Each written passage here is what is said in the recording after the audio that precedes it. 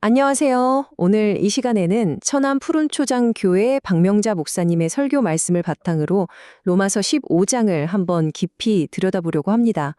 여기에는요, 사도 바울의 아주 놀랍고 원대한 선교 전략이 숨어 있거든요. 그 계획이 대체 뭐였는지 같이 한번 따라가 볼까요? 바로 이 질문이 오늘 우리가 함께 풀어볼 핵심입니다. 아니, 그렇게 위대한 사도 바울에게도 자신의 그 거대한 비전을 가로막는 현실적인 격이 있었다는 거죠. 과연 그게 뭘까요? 자, 그럼 먼저 바울이 마음속에 품었던 그 어마어마한 꿈이 무엇이었는지, 그리고 그 꿈을 딱 가로막고 있었던 건 또 무엇이었는지부터 한번 살펴보겠습니다. 바울은요, 그 당시 사람들이 알고 있던 세상 거의 대부분의 복음을 전했습니다. 그리고 그의 최종 목적지가 어디였냐? 바로 서바나, 그러니까 지금의 스페인이었습니다. 그야말로 복음이 한 번도 닿지 않았던, 당시 사람들이 생각하던 세상의 끝이었죠.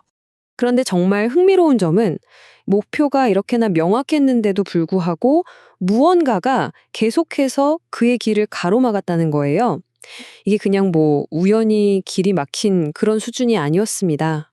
자, 보세요. 서쪽으로 가야 할 사람이 갑자기 동쪽으로 방향을 틉니다. 이건 계획을 포기한 게 아니고요. 훨씬 더 큰 그림을 위한 아주 전략적인 우회였다고 할 수 있습니다. 정말 궁금하지 않으세요? 최종 목적지는 저쪽 서쪽 끝인데 왜 정반대 방향인 동쪽으로 발걸음을 돌렸을까요? 여기에는 분명히 아주 특별한 이유가 있었습니다. 바로 이거였습니다.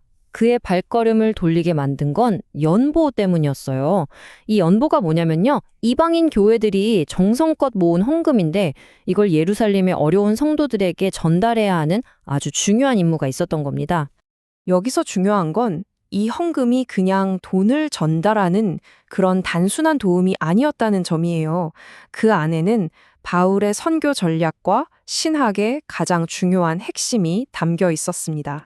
설교 말씀에 따르면 이 연보는요, 단순한 구제 헌금 그 이상의 의미를 가집니다. 뭐랄까, 이방인 교회와 유대인 교회를 하나로 끈끈하게 묶어주는 눈에 보이는 사랑의 증표 같은 거였죠. 이 표를 보시면 그 관계가 아주 명확하게 보입니다. 자, 이방인 성도들은 유대인 성도들을 통해서 인생을 바꾸는 복음을 받았잖아요. 그러니까 어떻게 보면 엄청난 영적인 빚을 진 셈이죠. 그래서 이제는 자신들이 가진 물질적인 것으로 섬기면서 그 빚을 갚는다는 마음으로 보답을 한 겁니다. 이건 일방적인 도움이 아니라 서로 사랑을 주고받는 거였어요. 네, 바로 이겁니다. 핵심은 이거예요. 이 헌금은 어떤 의무감에서 비롯된 빚 갚음이기도 했지만 동시에 그리스도 안에서 우리가 모두 하나다라는 걸 보여주는 아름다운 연합의 열매였던 거죠. 하지만 바울의 이 치밀한 계획에도 마지막 퍼즐 한 조각이 더 필요했습니다. 그건 바로 혼자 힘이 아니라 공동체의 기도를 통한 하나님의 도우심이었어요. 아무리 위대한 사역자라고 해도 혼자서는 하나님의 일을 다 이룰 수 없다는 것. 이게 바로 바울이 우리에게 보여주는 겸손이자 지혜인 것 같아요.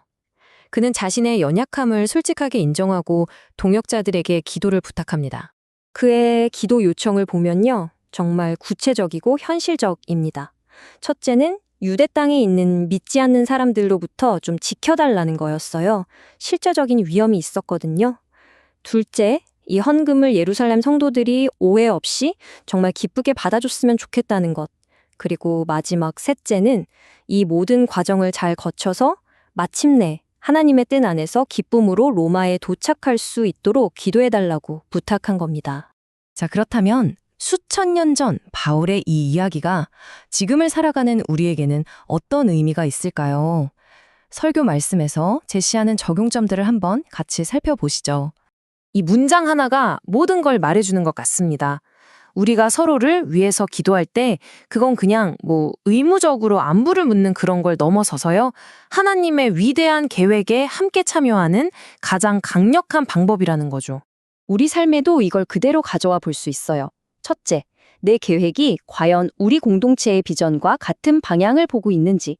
둘째, 나의 나눔이 정말 그리스도의 사랑을 보여주고 있는지. 그리고 마지막으로 내 시선이 그냥 내 주변에만 머물러 있는 건 아닌지 한번 돌아봐야 한다는 겁니다. 오늘 이야기를 마무리하면서 이 질문을 우리 스스로에게 한번 던져보면 어떨까요? 내 개인적인 계획들, 내 꿈들이 과연 내가 속한 공동체의 비전하고는 어떻게 연결되어 있을까? 사도 바울처럼 우리의 작은 삶의 여정도 더 큰 하나님의 이야기와 딱 연결될 때, 그때 정말 진짜 의미를 찾게 되는 게 아닐까 싶습니다.